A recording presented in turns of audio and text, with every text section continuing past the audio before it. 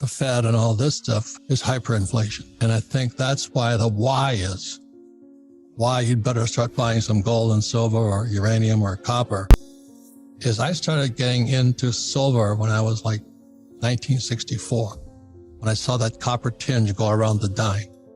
So I bought my first precious metal at 10 cents, because I started changing the copper dimes in for real dimes.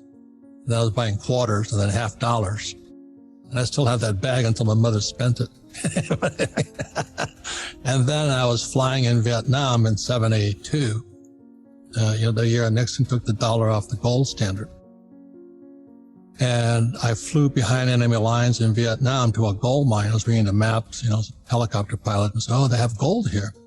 And so I went behind enemy lines to talk to this gold dealer. It was a little tiny Vietnamese woman with red teeth.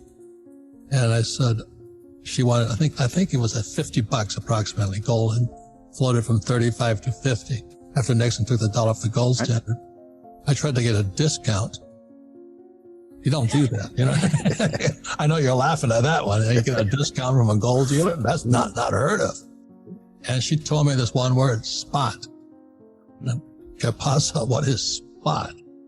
But ever since then, and then I went over to Hong Kong. I bought my first Krugerrand.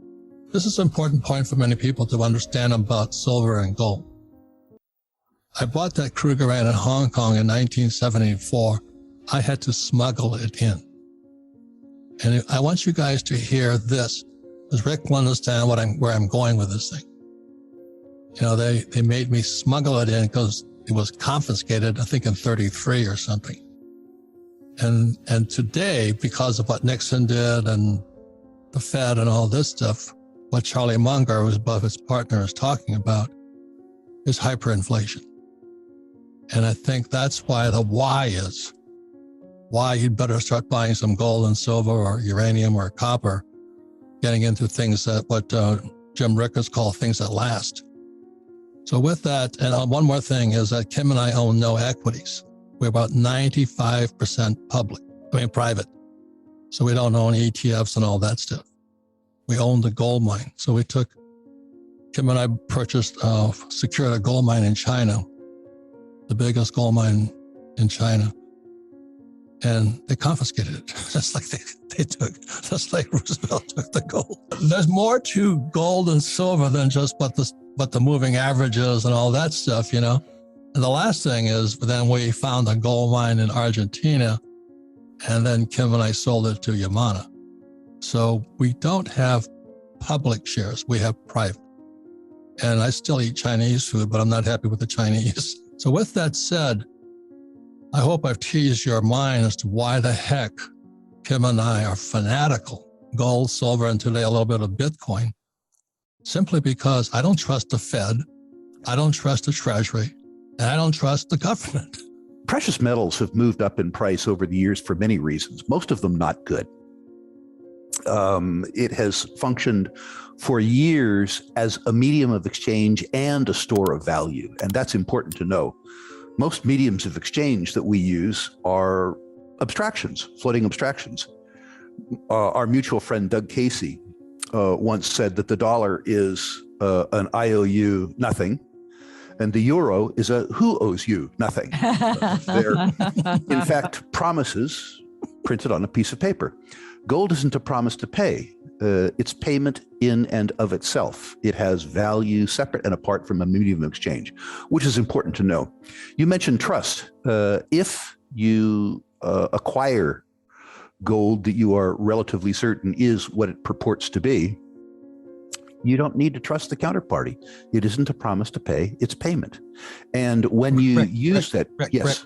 Rick, can we explain what a counterparty is real quick? A counterparty is the person who sold you the gold or who you sell it to. It's the other part in a transaction. Right. When you go to the grocery to buy bananas, the grocer is the counterparty.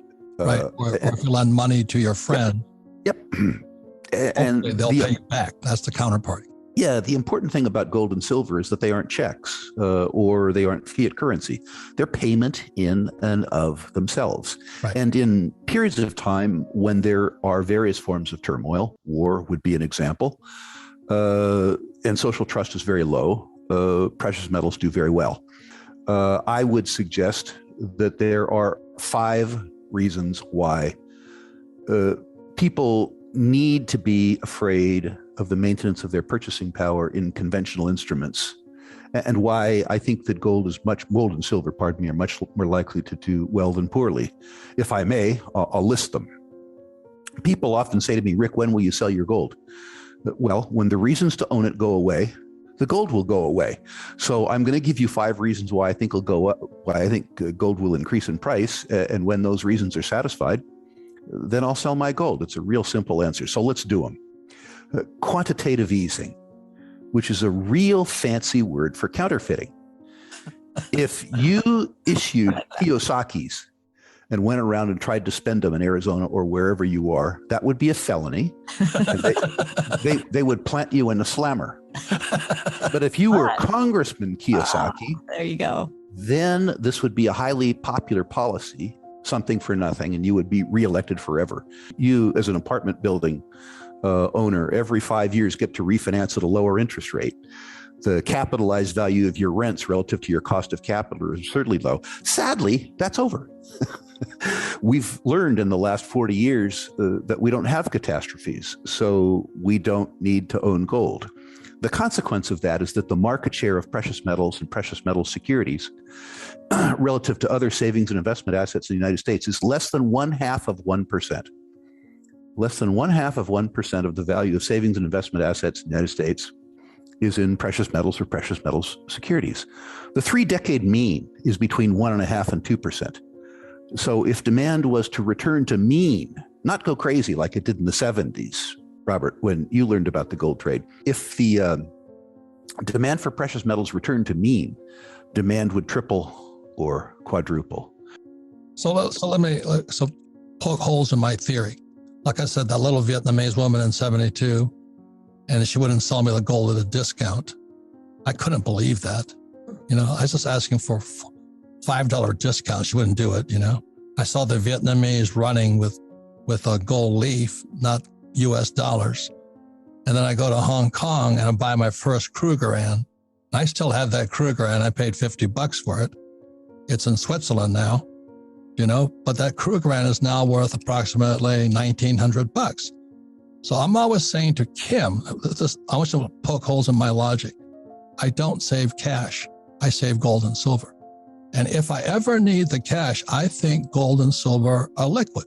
I consider, like you do, gold and silver to be cash, good cash, but it's volatile cash. The problem breaks down with some in your audience, Robert, because if they own gold and there was a liquidity crisis and the price of gold temporarily fell, they would be less inclined to sell the gold and turn that into an asset which they could then use to buy another asset.